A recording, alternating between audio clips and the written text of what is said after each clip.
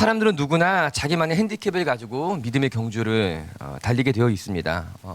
아무런 고난 없이 믿음의 경주를 하는 사람들은 아마도 거의 없지 않을까 그런 생각을 하게 됩니다. 그 고난의 종류가 다 다를 뿐이에요. 저마다 아픔이 있고 상처가 있고 핸디캡을 가지고 그 상처들 속에서 믿음의 경주를 하고 그 상처들 속에서 하나님의 은혜를 경험하며 살아가는 것이죠. 욥도 자신의 고난 속에서 믿음의 경주해 나간 것 아닙니까? 재산을 잃고 자녀를 잃고 자기 몸의 건강마저 잃어가면서도 믿음의 경주를 끝까지 감당한 것이 욥이 우리에게 보여주는 모습 아니겠어요? 바울도 자신만의 가시가 있었습니다. 그 가시에서 벗어나도록 간절한 마음으로 기도했음에도 불구하고 하나님은 그 가시를 거두어가지 않으셨습니다. 그냥 그 가시를 가지고 하나님의 강함을 경험하게 하셨죠. 그 가시를 가지고 믿음의 경주를 감당하면서 하나님의 은혜를 누리게 된 것 아니겠습니까? 오늘 본문에 등장한 두 여인 역시도 자신들만의 아픔이 있었고 상처가 있었고 그 아픔을 가지고 또 살아나가는 모습을 보게 됩니다. 사례는 아이가 없었다는 것이 그 여인의 핸디캡이었고 상처였습니다. 아픔이었죠. 반대로 사라의 여종 하갈은 너무나 금세 아이를 갖게 됩니다. 그런데 그 아이를 갖게 된 것이 이 여인에게는 고난의 출발점이 되었어요. 하갈이 핍박을 당하게 되고 그래서 도망가게 되고 아이를 낳았지만 그 아이와 함께 쫓겨나게 되는 고난을 겪게 되는 것 아니겠습니까? 이처럼 사례도 그의 여종이었던 하갈도 자기들만의 고난이 있고 아픔이 있었어요. 그리고 그 고난 속에서 믿음의 경주를 하고 그 고난 속에서 하나님의 은혜를 경험하고 하나님의 도우심을 경험하게 되죠. 여러분, 그렇기 때문에 중요한 것은 고난 없는 삶을 바라는 것이 아니라 내게 주어진 고난 속에서 내게 주어진 그 핸디캡 속에서 내가 어떻게 믿음의 반응을 할 것인가, 내가 갖고 있는 나의 핸디캡 속에서 어떻게 하나님 앞에 순종하고 하나님의 은혜를 경험하며 내게 주어진 삶을 믿음의 경주를 감당하는가가 더 중요한 거예요. 여기 앉아있어 예배드리는 분들도 저마다 상처가 있고 남들에게 이야기하지 못하는 핸디캡을 가지고 있을 수도 있다 생각하게 됩니다. 그러나 그 핸디캡이 여러분을 넘어뜨리는 울무가 되는 것이 아니라 그 핸디캡을 통해서 하나님의 은혜를 더 크게 경험하고 그 핸디캡을 통해서 하나님의 축복을 누릴 수 있는 성도님들이 되시기를 주님의 이름으로 축복합니다. 오늘 살펴보는 사라와 하갈의 사건을 통해서 우리가 배워야 될 영적인 진리가 무엇인가? 그 핸디캡, 고난 속에서 우리가 어떻게 바른 신앙인의 삶을 살아가게 되냐는 거예요. 그 핸디캡 속에서 그 고난 속에서 어떻게 우리가 믿음의 온전한 반응을 보이는가가 오늘 말씀을 통해서 같이 배우게 되는 영적인 진리인 것입니다. 첫 번째 말씀을 통해 우리가 배우게 되는 중요한 진리 중에 하나, 교훈 중에 하나는 무엇인가 하면은 고난 앞에서, 핸디캡 앞에서, 상처 앞에서 하나님을 원망하지 말고 하나님을 더욱더 신뢰하는 방법을 배우라라고 하는 거예요. 우리 1절 2절 말씀 한번 같이 읽어보도록 하겠습니다. 1절 2절 말씀 시작. 아브라함의 아내 사레는 출산하지 못하였고 그에게 한 여종이 있으니 애굽 사람이요 이름은 하갈이라. 사레가 아브라함에게 이르되 여호와께서 내 출산을 허락하지 아니하셨으니 원하건대 내 여종에게 들어가라. 내가 혹 그로 말미암아 자녀를 얻을까 하노라 하매 아브라함이 사레의 말을 들으니라. 우리가 이 1절의 말씀이 오늘 사건의 배경이 됩니다. 사례는 어떠한 여인이었는가? 출산을 하지 못했다는 거예요. 그리고 그의 여종 중에 하갈이라고 하는 여인이 있었다라고 하는 거예요. 이것은 어떤 고난의 원인이 되는 이야기가 아니라 그냥 이것은 어떤 상황이에요. 어떤 그가 처한 배경이에요. 이것에 옳고 그름은 없습니다. 이것에 좋고 나쁨은 없습니다. 그냥 그 사람이 그렇게 생긴 것, 그냥 그 사람이 방배동에 사는 것, 그냥 그 사람이 어떤 직장을 갖는 거는 옳고 그름의 문제, 좋고 나쁨의 문제가 아니라 그냥 그것은 그의 상황이에요. 그냥 배경이에요. 그냥 그가 처해져 있는 것이에요. 그런데 문제는 그 상황이 그 사람에게 유혹거리가 될 수 있고 그 상황을 잘못 다루게 되면 그것 때문에 우리가 실족할 수 있다는 겁니다.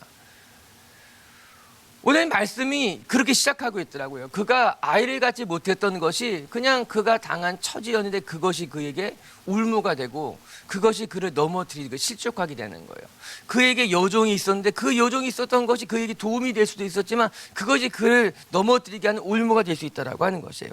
말씀을 보게 되면 2절에 이렇게 나옵니다. 2절 말씀 한번 같이 다시 읽어볼까요? 시작.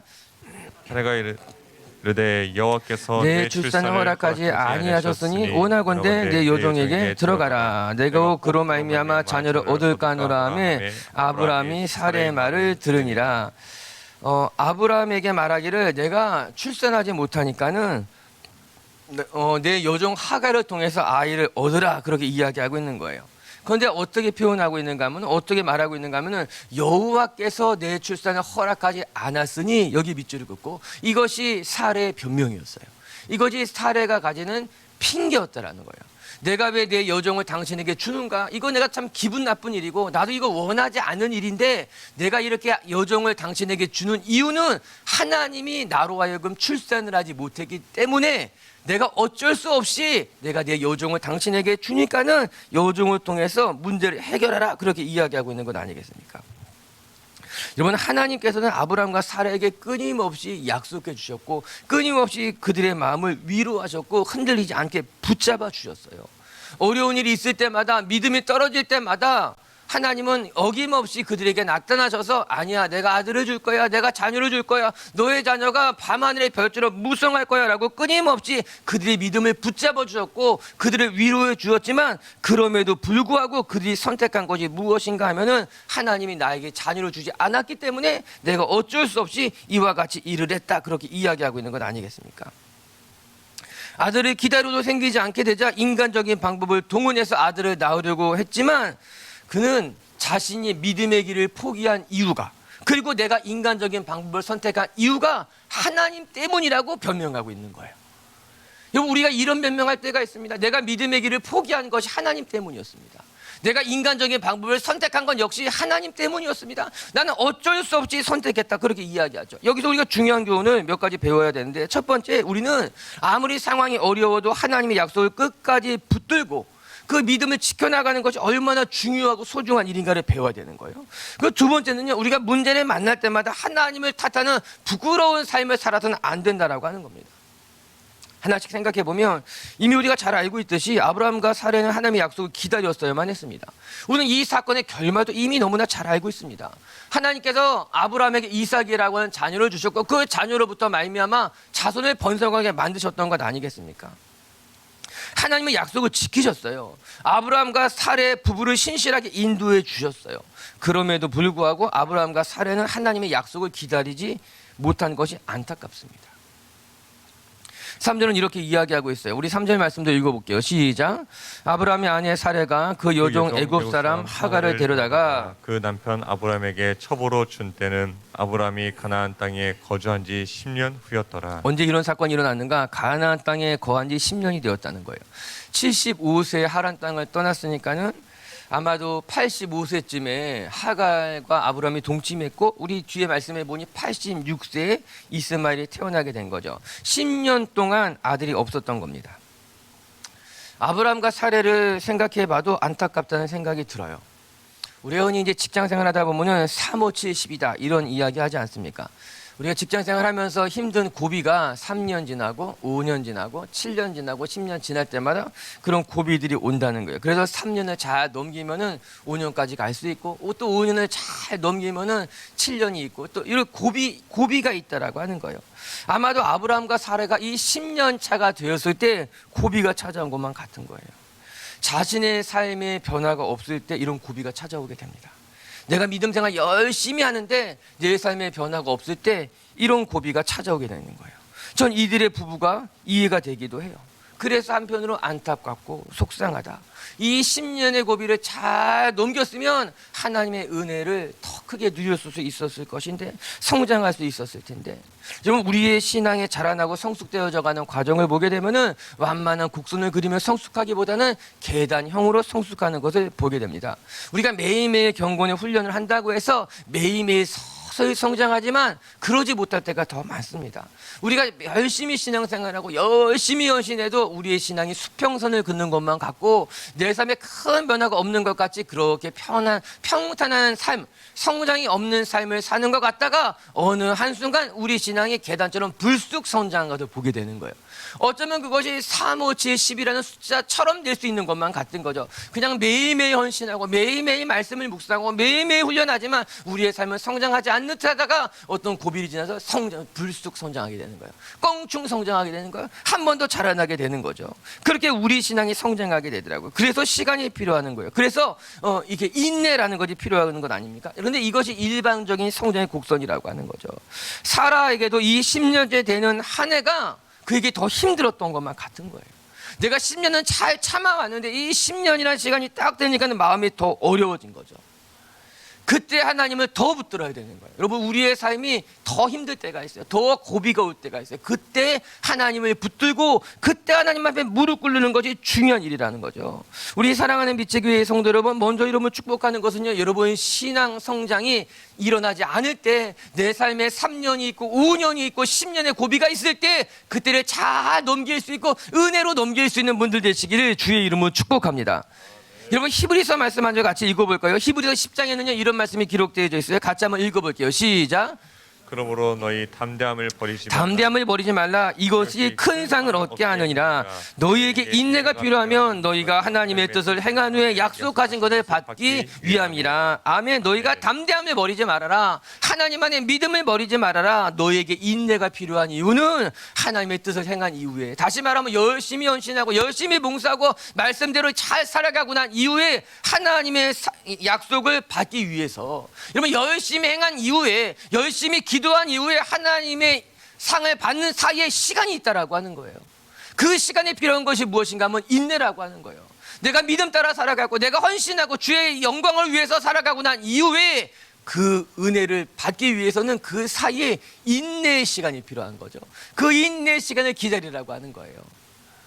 오늘 사례가 그 인내 시간이 부족했던 것 같아요. 조금만 더 참고 조금만 더 하나님을 바라봤다면 좋았을 텐데라고 말이에요. 오늘 여러분에게 이 인내, 여러분이 헌신하고 난 이후에 열심히 하나님의 말씀으로 순종하고 난 이후에 하나님의 응답을 받기까지 인내할 줄 아는 그 아름다움이 여러분 가운데 있게 되기를 주님의 이름으로 축복합니다. 또 사례가 보여주는 또 하나의 안타까운 모습은 그가 자신의 행동을 합리화하기 위해서 하나님을 탓하고 있다라고 하는 겁니다.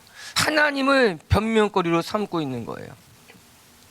이전의 말씀에 살펴봤던 것 같이 아들을 주시지 않는 것은 하나님이었기 때문에, 하나님이 내게 아들을 주지 않았기 때문에 내가 어쩔 수 없이, 내가 원하지 않았지만 이게 믿음의 길이 아니라는 것을 알고 있지만 내가 여정을 통해서 아들을 얻게 되었다, 변명하고 있는 겁니다. 자기의 믿음 없는 삶을 합리화시키는 거예요.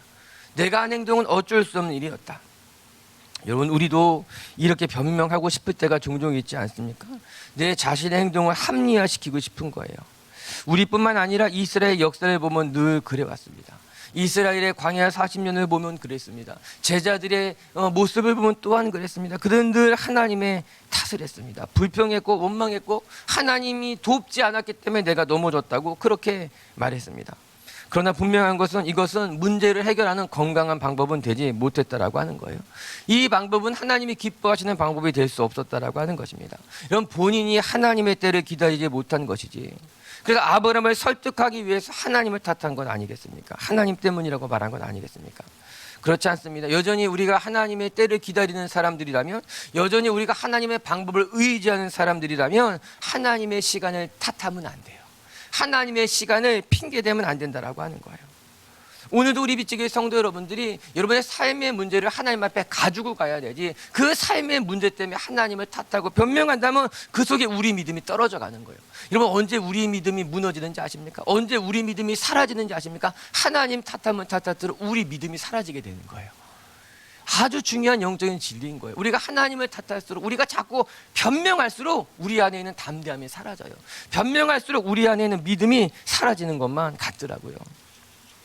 오늘 사례가 우리에게 보여준 이 믿음 없는 모습이 여러분에게 반면교사가 되어서 여러분은 고난 속에서도 하나님 탓하지 마시고 고난 속에서도 믿음의 끈을 놓치지 않는 분들 되시기를 주님의 이름으로 축복합니다.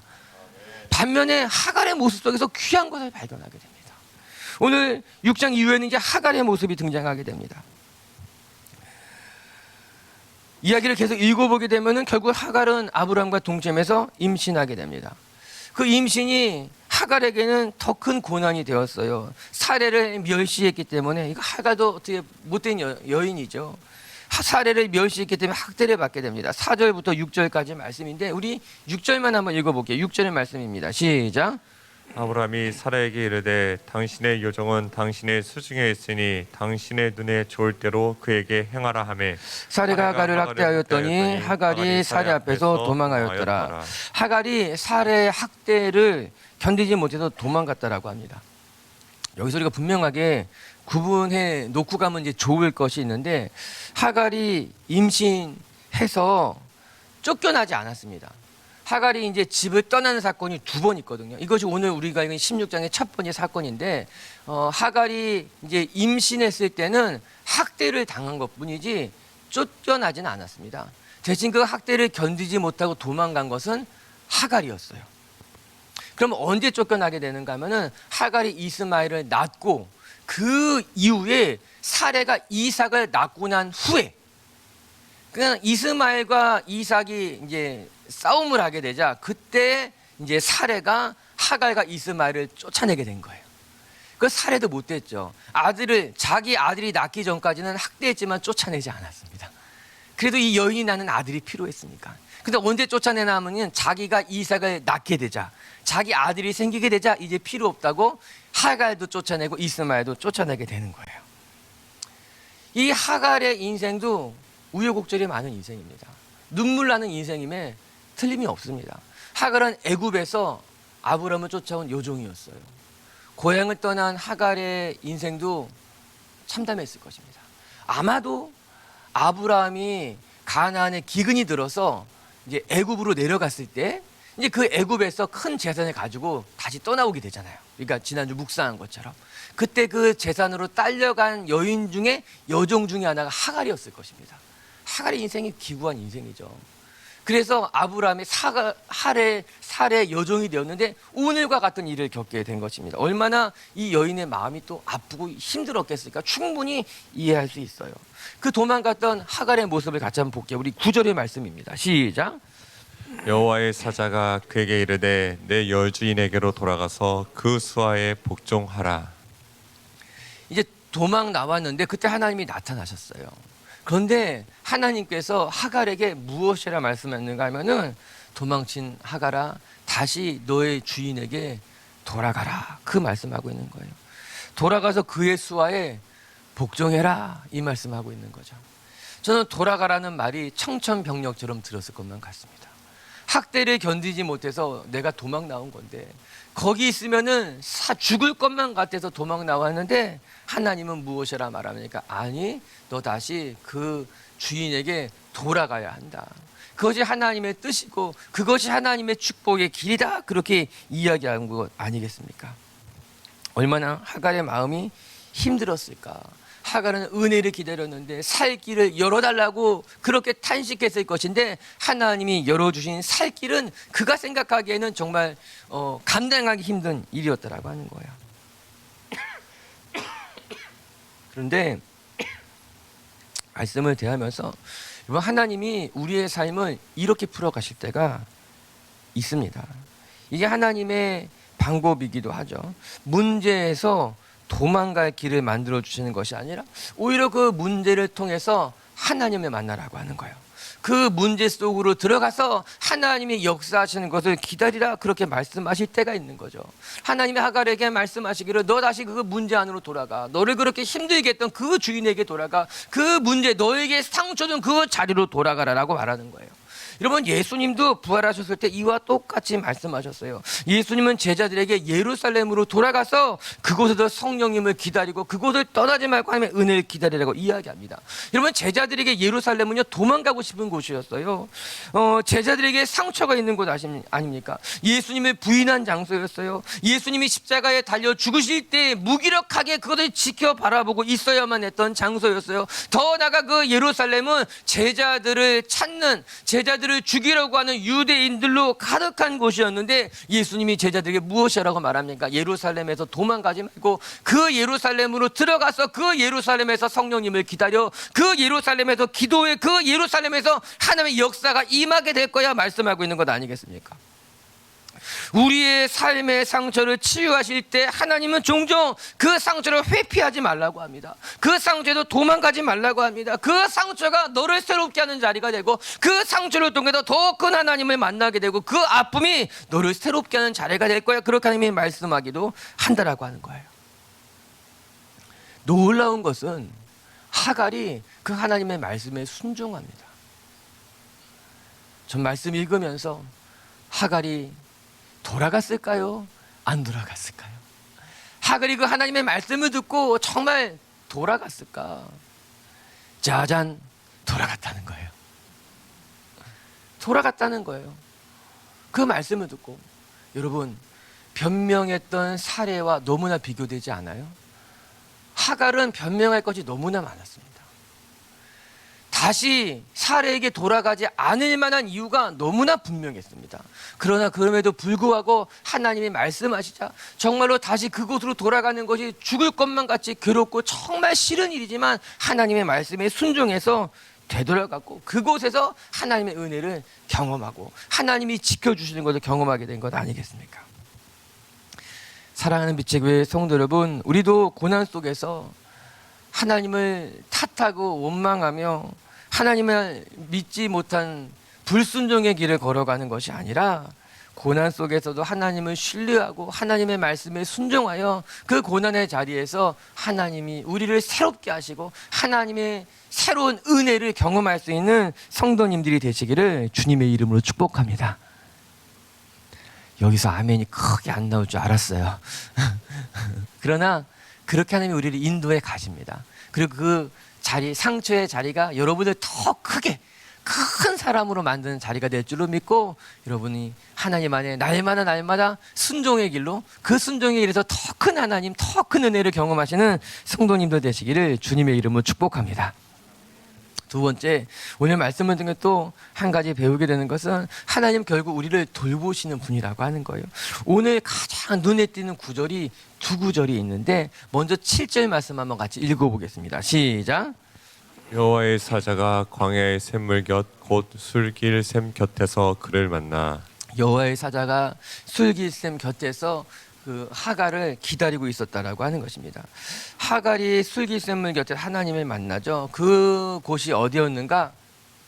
아마 이제 수르 광야였을 것이에요. 이제 술길샘물 옆이 이것은 우리가 전에 한번 공부했는데 애국과 이스라엘 사이에 있는 아주 큰 광야였습니다. 풀이 거의 자라지 않은 모래 언덕과도 같은 그런 곳이었어요. 그곳에서 하나님이 하갈을 만나주는 거예요. 왜 이 여인이 거기에 있었을까요? 그거 너무나 당연합니다. 주인을 도망친 하갈이 어디로 가겠습니까? 자기 고향 애굽을 향해 도망간 거예요. 여기선 더 이상 기댈 곳이 없기 때문에 내 고향으로 가야겠다. 고향을 떠나왔지만 아니 고향에서 쫓아낸 겁니다. 너 아브람 따라가라. 그러지만 이 여인이 갈 곳은 애굽밖에 없었던 것입니다. 그래서 애굽 쪽을 향해서 그곳은 광야였어요. 사람이 지나갈 수 없는 길이었지만 갈 곳이 그곳밖에 없어서 애굽을 향해 가고 있었던 것이죠. 그런데 애굽에 도착하기도 전에 쓰러졌습니다. 이거 불보듯 뻔한 일이었어요. 그 술길 광야를 지나갈 수 있는 사람이 없었던 것이죠. 그런데 그때 오늘 7절의 말씀에 보니 뭐라고 나옵니까? 여호와의 사자가 그를 찾아왔다라고 그렇게 이야기하고 있어요. 이 말씀이 중요합니다. 하갈은 도망갔지만 하나님은 도망간 여인을 찾아오셨다는 거예요. 하갈이 하나님에게 피하지 않았습니다. 하나님을 부르짖지도 못했습니다. 하갈은 도망간 것 뿐이었지만 그 도망가서 쓰러져 지친 자리에 하나님이 찾아오셨다는 거예요. 하나님이 어떻게 찾아오실 수 있었을까? 하갈이 거기 있는 걸 하나님이 어떻게 아셨을까? 11절의 말씀은 이렇게 이야기하고 있습니다. 같이 읽어볼게요. 여호와의 사자가 또 그에게 이르되 내가 임신하였은즉 아들을 낳으리니 그 이름을 이스마엘이라 하라. 이는 여호와께서 내 고통을 들으셨음이니라. 여호와께서 내 고통을 들으셨음이라. 여기에 밑줄을 긋고 우리 하나님이 어떤 하나님이신가? 어떻게 하나님은 그 여인이 거기에 쓰러졌는 것을 알고 계셨을까? 하나님은 우리의 고통의 소리에 귀를 기울이시는 분이기 때문에, 하나님 우리의 고통을 들으시는 분이기 때문에 하나님은 하갈을 찾아가시고 하갈을 이렇게 세우시며 그를 구하기 시작했다라고 하는 것입니다. 사랑하는 빛의 교회 성도 여러분, 하나님은 우리가 쓰러져 있을 때 우리에게 찾아오시는 분이에요. 여러분, 예수님의 사건을 생각해 보시기 바랍니다. 예수님이 누구를 어디로 찾아가십니까? 베드로가 고향 갈릴리로 도망갔을 때 찾아가시게 됩니다. 엠마오로 가는 제자들이 예수님이 죽으셨다는 소식을 듣고서 너무나 낙심한 채 어디로 돌아갑니까? 자기 고향으로 돌아가게 됩니다. 여러분, 사람들은 다 그런 것만 같더라고요. 어려운 일을 만나게 되면요, 베드로도 또 엠마오로 가던 제자들도 오늘 이 여인도 그냥 자기가 그리웠던 곳, 그곳에 가면 내가 회복될 것만 같은 그곳으로 도망갑니다. 돌아가게 되어 있습니다. 근데 여러분 아십시오, 갈릴리에 가서 베드로가 회복되지 않았습니다. 엠마오로 가서 제자들이 회복되지 않았습니다.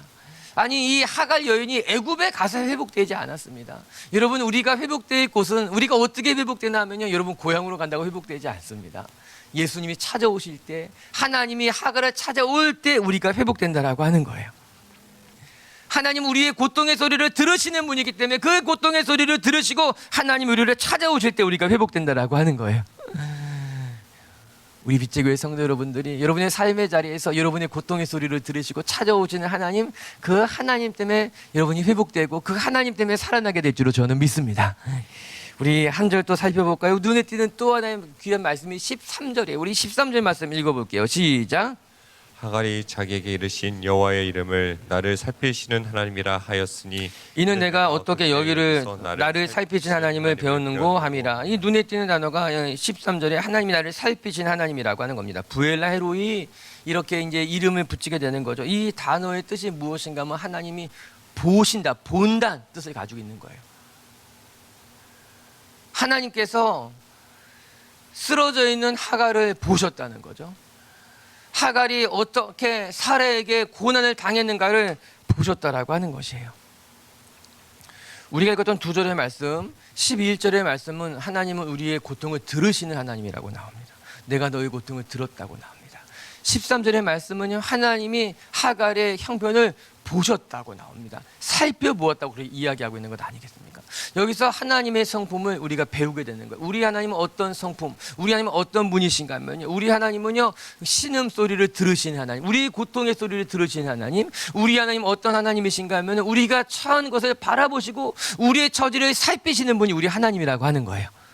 이것이 우리가 오늘도 기도하는 하나님, 우리가 오늘도 믿고 의지하는 하나님이 바로 이런 하나님이라고 하는 거죠. 사랑하는 빛의 교회 성도 여러분, 우리가 인간이 만든 우상은 보지도 못하고 듣지도 못하는 것이다. 사도행전은 그렇게 말해주고 있습니다. 너희가 보지도 못하고 듣지도 못하고 너희 손으로 깎아 만든 것에 절하는 그 어리석음에서 벗어나라고 이야기하지 않습니까? 반면에 우리 하나님은 어떤 하나님인가 하면 우리의 소리를 들으실 줄 아는 하나님, 우리의 상황을 바라보시는 하나님, 볼 줄 아는 하나님이 우리 하나님이라고 하는 거예요. 그리고 우리의 고통의 소리를 들으시고 우리의 처지를 살피신 하나님이 어떻게 하셨다고요? 하갈을 찾아가셨다라고 하는 거예요. 할렐루야. 이게 얼마나 감사한 모습이에요. 우리 하나님은 우리의 고통의 소리를 들으시고 우리의 처지를 살펴보시고 나서 아무것도 안 하시는 것이 아니라 우리에게 찾아오셔서 우리의 삶의 문제를 해결하시고 우리를 위로하시고 우리를 이끌어 가시는 분이 우리 하나님이다. 성경 그렇게 이야기하고 있는 거예요. 오늘 하나님이 이곳에 오셔서 우리 가운데 응답하실 줄로 믿습니다. 우리 하나님이 여러분의 삶의 자리에 찾아가셔서 여러분이 쓰러진 그곳에 찾아가셔서 여러분을 이렇게 세우시고 다시 여러분을 회복시키실 줄 저는 믿습니다. 그 하나님 때문에 오늘도 기도하시고 그 하나님을 바라보고 또 인내하시고 그 하나님 때문에 승리하시는 성도님들 되시기를 주님의 이름으로 축복합니다. 말씀을 정리합시다. 오늘 이 16장의 사건을 통해서 우리는 사람은 누구나 자기만의 고난을 가지고 핸디캡을 가지고 믿음의 경주를 해나간다는 것을 보게 됩니다. 여러분, 사레가 가지고 있는 핸디캡은 아들이 없었다는 거예요. 하갈이 가졌던 핸디캡은 아들을 가졌지만 그것이 그의 삶에 고난이 되었다라고 하는 거예요. 여러분, 욥도 그런 고난이 있었고 바울도 그런 가시가 있었지만 다 그런 고난과 가시, 그런 핸디캡을 가지고 믿음의 경주를 살아가요. 감사한 것은 그 고난이, 그 핸디캡이 오히려 하나님의 더 큰 은혜를 경험하게 되는 축복의 통로가 된다라고 하는 거죠. 우리 오늘 우리 미치교회 성도 여러분들이 여러분이 가진 그 고난, 상처, 아픔, 핸디캡이 여러분을 좌절케 하는 것이 아니라 그것 때문에 기도하고 그것 때문에 하나님 만나는 성도님들 되시기를 주님의 이름으로 축복합니다. 첫 번째 말씀을 통해 배우게 되는 것은 여러분 고난 앞에서 하나님을 탓하고 원망하고 하나님을 핑계거리 변명거리 삼지 마시고 그 고난 속에서도 하나님을 끝까지 신뢰하고 하나님을 붙드는 믿음의 성도가 되시기를 주의 이름으로 축복합니다. 그 두 번째 말씀을 통해 또 배우게 되는 것은 우리 하나님은 우리의 고통의 소리를 들으시고 우리의 처지를 살피시고 우리를 찾아오시는 분이 우리 하나님이라고 하는 거예요. 오늘도 여러분의 삶의 자리를 찾아가신 하나님을 만나시고 그 하나님 앞에 여러분의 마음을 토로하시고 기도하시는 하루가 되시기를 주님의 이름으로 축복합니다. 같이 기도합시다. 이 시간 같이 한번 기도할 때 하나님, 내가 가진 핸디캡, 내가 가진 상처와 아픔이 내 삶의 울무가 되고 상처가 되고 나를 쓰러뜨리는 것이 아니라 그 핸디캡을 가지고 그 핸디캡을 통해서 우리 하나님을 만나고 하나님을 경험하고 내 삶의 자리에서 주님 만날 수 있는 하나님의 사람이 될 수 있게 성령께서 역사하여 주시옵소서. 오늘 말씀은 분명하게 우리에게 그렇게 이야기하고 있어요. 너에게 인내가 필요하면 너희가 하나님의 뜻을 행한 후에 약속한 것을 받기 위함이라. 하나님, 우리의 믿음에 인내를 허락하여 주시옵소서. 참고 견디며 하나님을 바라볼 수 있는 믿음의 백성, 인내의 백성이 되게 하여 주시옵소서. 오늘 말씀을 기억하면서 같이 함께 기도하며 나아가겠습니다. 기도하십시다.